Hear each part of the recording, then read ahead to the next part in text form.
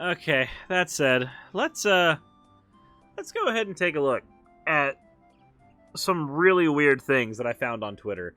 These are not the worst things in the world, mind you. It's not like this is PragerU deciding that they want to just ruin everybody's lives, but they are indicative of a few ideas I want to talk about.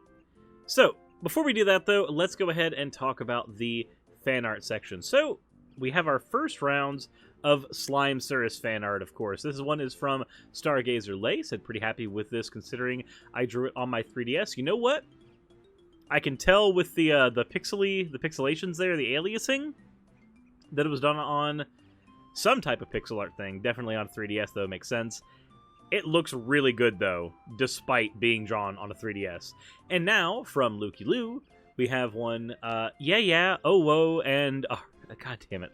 And Ara. Now give me my fucking bread. We're gonna have... Is it just gonna be canon now that, like, Slime Suris is here for bread and bread alone? That's gonna be what we have.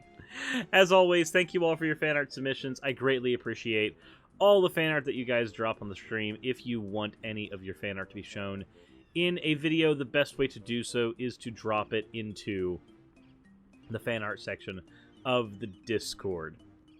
With that said, no, do not. I do not need that loud yet. Not yet.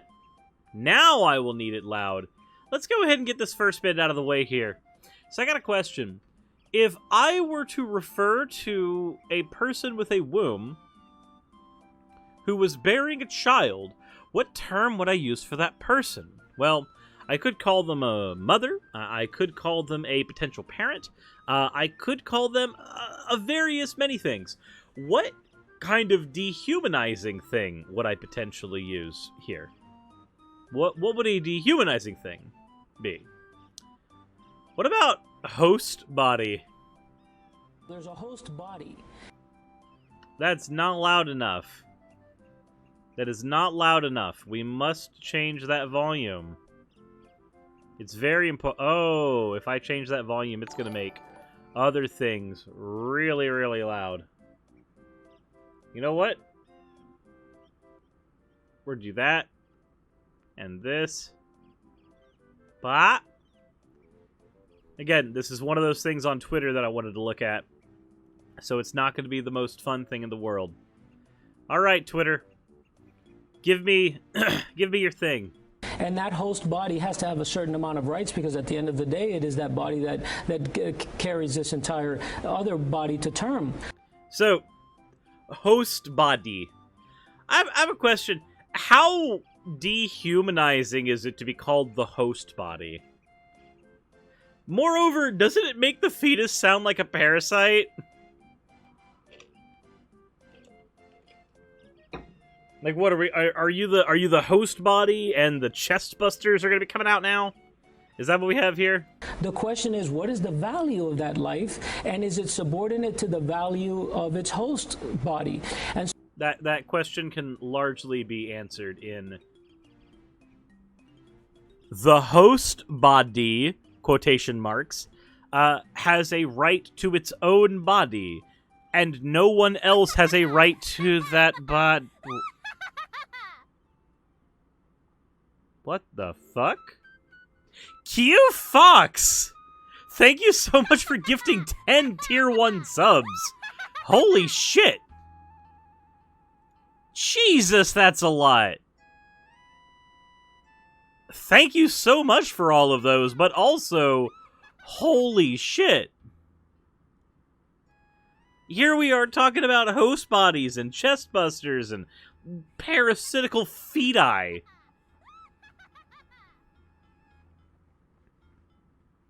Jesus! Sir, stop in the middle of the sentence when gifted subs never fails to make me laugh. I mean, it's not... okay, so, like, when somebody gifts a tier 1 sub, like, it's cool. It's wonderful. I appreciate it immensely, but when somebody's dropping that much money in that short span of time, immediately, it's just like, I break.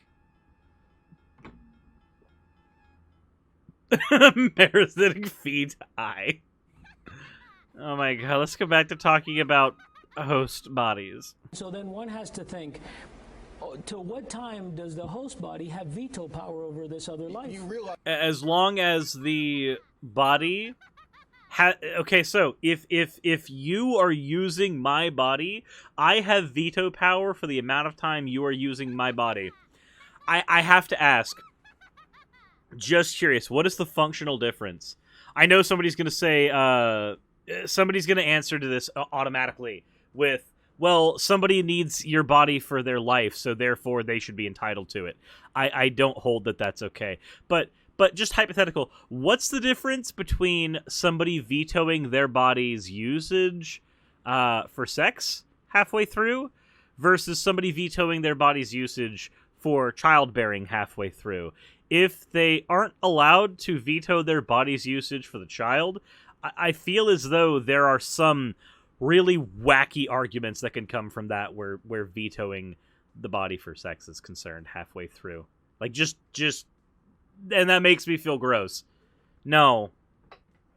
Now, granted, again, those are not fully analogous situations. There's obviously the ability to discern between the two, because a fetus requires a human body currently to grow. But at the same time, I think the violinist argument basically trashes that entire thing down.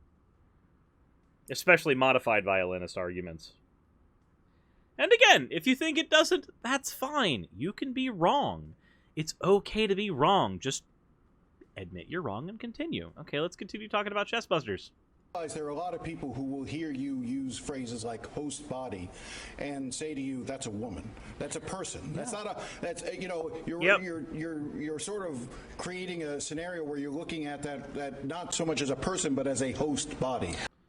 Yeah, I agree with that. That's kind of my point. Like, okay,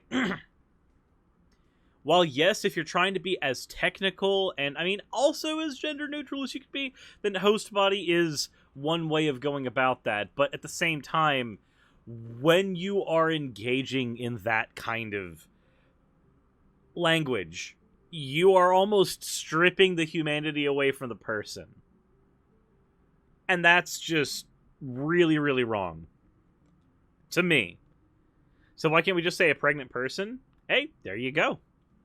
I mean, there's a lot of ways to go about it. A pregnant person, a potential mother, a potential father. Let's see here. There's this. Just you can go through all kinds. A potential adoption opportunity, but a host body, expecting parent. Yeah. But host body, Why? Why host body? That one guy looks like a child wearing his dad's suit, and I can't take him seriously. That's most Republican politicians, let's be fair. Alright, so we have another one here.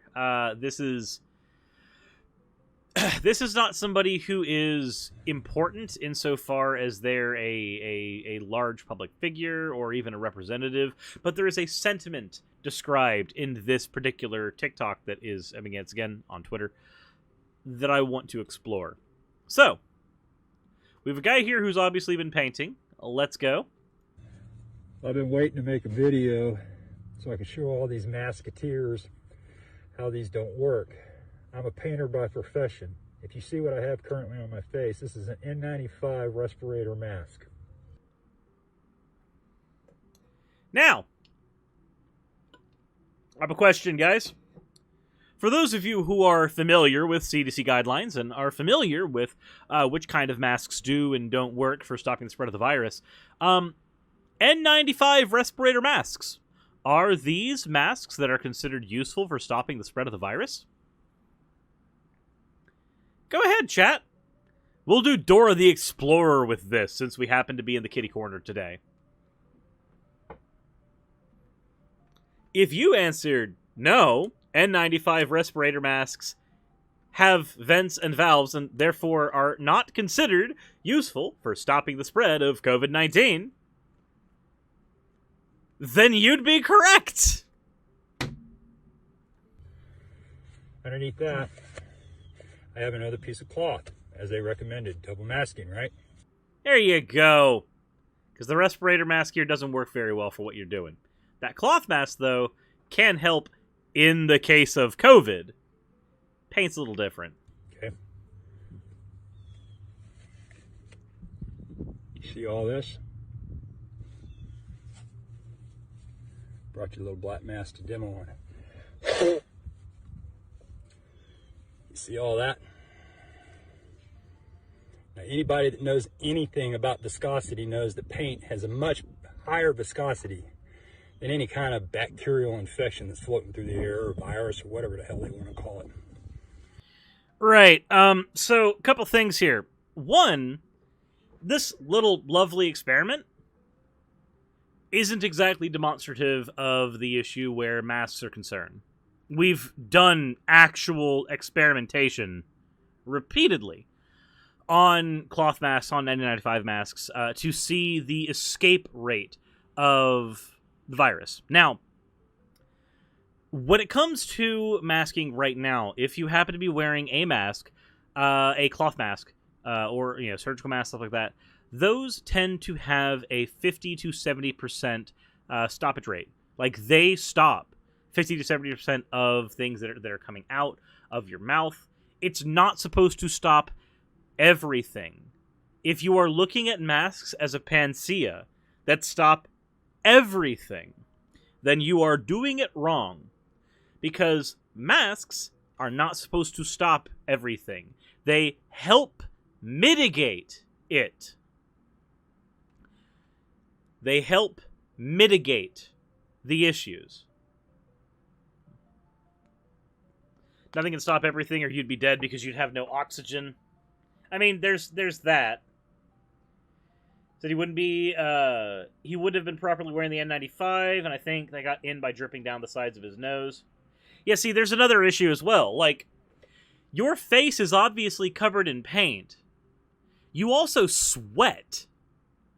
If you are sweating while doing your job, that paint is running down into your mustache, as was shown as soon as you opened your mouth.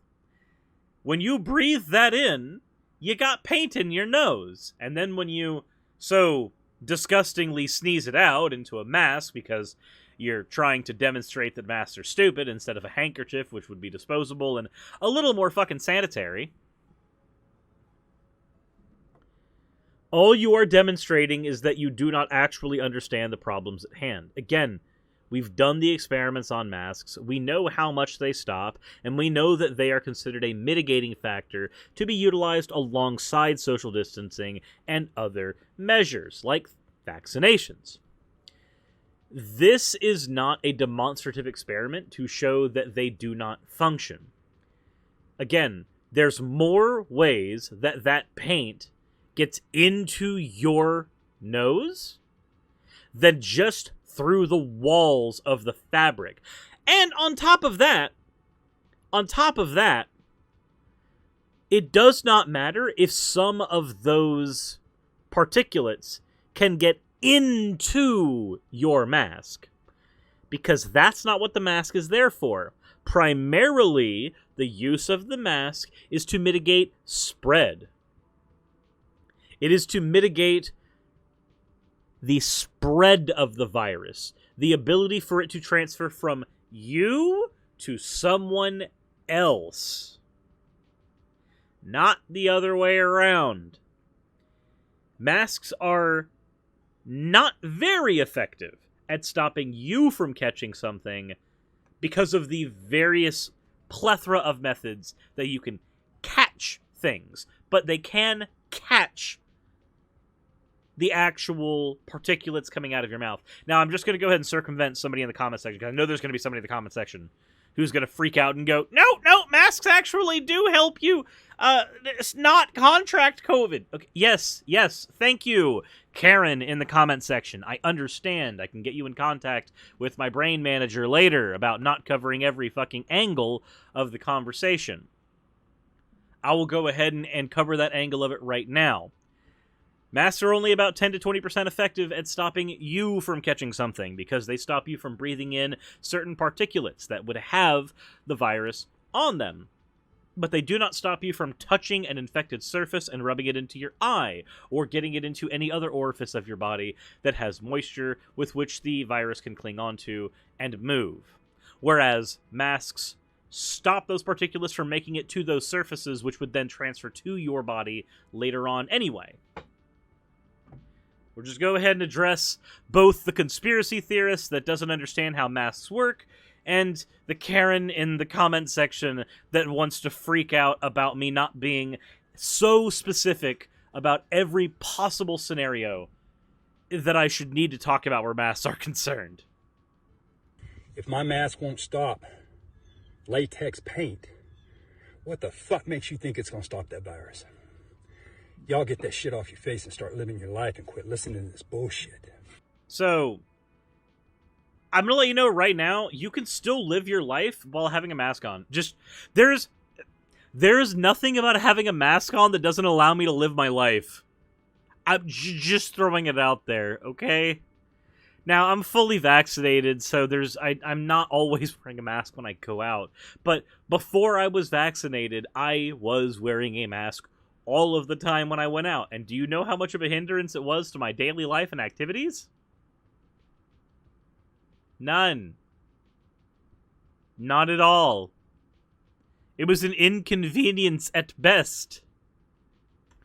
But this is a sentiment that I see all the time where masks are concerned. And remember, United States, we are one of the worst countries where vaccinations are concerned right now. And we've got people who have thoroughly politicized the idea of masks. And it's silly. There's no reason for these things to be political. But speaking of things that are actually political right now that shouldn't be, I have another tweet to show you guys. Because I said I got a couple of these.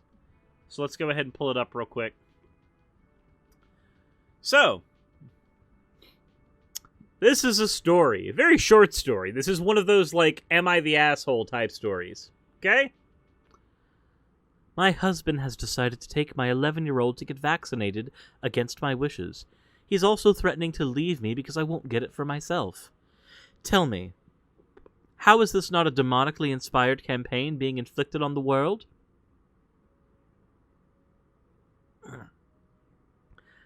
Okay. Just soak that in for a second. So, it is not. This is a logical leap, okay? Let's ignore for a second.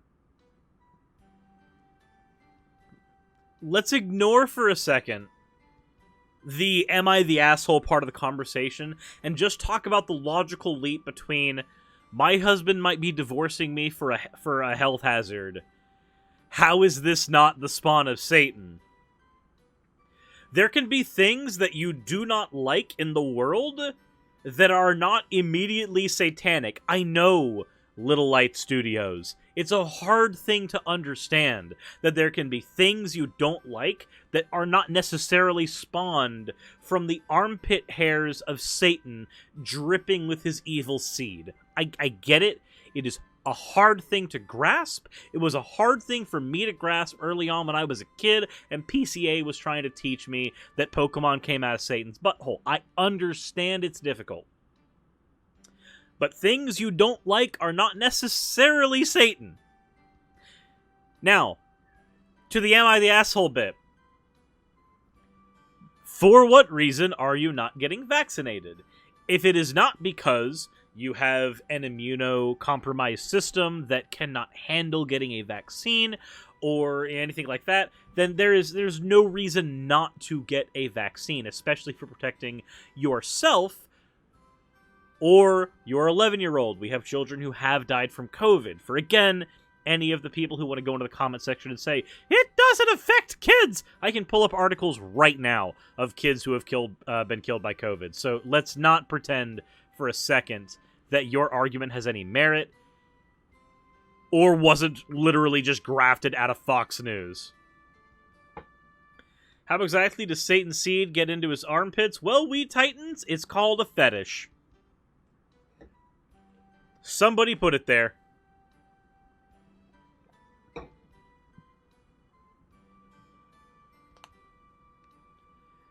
So yeah, no. Again, this is an are you the asshole type of thing. I think you are. Your child getting vaccinated for a virus that is currently mutating and is mutated into the Delta stage and even the Mu stage right now. We have the Mu variant, MU. I think it's either MU or it's Mu. I don't know which one. I've only read it. We're just gonna call it Mu because it sounds like milk. This is how this virus is aged too. It's aged like milk. It's pronounced Mu. Mu virus. Okay. Fine, it'll be Mu. Nah, it's Mu. It's like milk. But no, point being, this is a virus that is rapidly spreading, it is rapidly evolving, and we are slowly losing efficacy with the medications that we have to deal with it. And the reason we're having those troubles, Madeline, is because of people like you. Yes, you're the asshole. No, this is not a spawn of Satan. Please, get a reality check, get vaccinated, and please go be fucking safe. Don't end up accidentally dying because you wanted to own the libs or some shit. I don't know your actual reasons for not getting vaccinated. I really don't. I really don't. But, with all that said, those are all the ones that I want to bring up here. I know that usually we have a more focused topic and not a smorgasbord of things to talk about outside of when we do like TikTok reviews. But I wanted to go ahead and do the bit of a smorgasbord today, see how it felt, see what you guys thought. Let me know in the comment section below. I don't know if I'm going to do more videos that are like this, but maybe doing multiple small things in a single video. We'll see. We'll see what you guys think. We'll see how you guys react to it. With that said, though, as always, everyone, thank you all for being here. I am greatly appreciative of it. If you have not subscribed already, please consider doing so. And on top of that, as always, everyone, insert end of video tagline here. Hey, thank you so much for watching this video. It really means a lot to me. If you want access to behind-the-scenes content for the channel, please consider checking out my Patreon. I do weekly vlogs over there, where I give real-life updates to what's going on behind the scenes on the channel, stuff that you don't really get over here, and even on Twitch. Patreon also helps the channel's stability a whole lot. Without Patreon, I wouldn't be able to do this at all. Especially with the kind of content that I do, neither YouTube nor Twitch are the most stable sources of income. If you are a $20 and up patron, then you will be featured on the ending slides as shown in the beginning of the end credits. If you want to catch the streams where all this content comes from, then consider heading over to Twitch and following. And if you want to continue watching over here on YouTube, maybe consider clicking one of the end screen videos. And once again, I want to thank you so much for spending your time with me over on my channel. I wouldn't be able to do literally anything that I'm doing over here on YouTube without each and every one of you. So, thank you.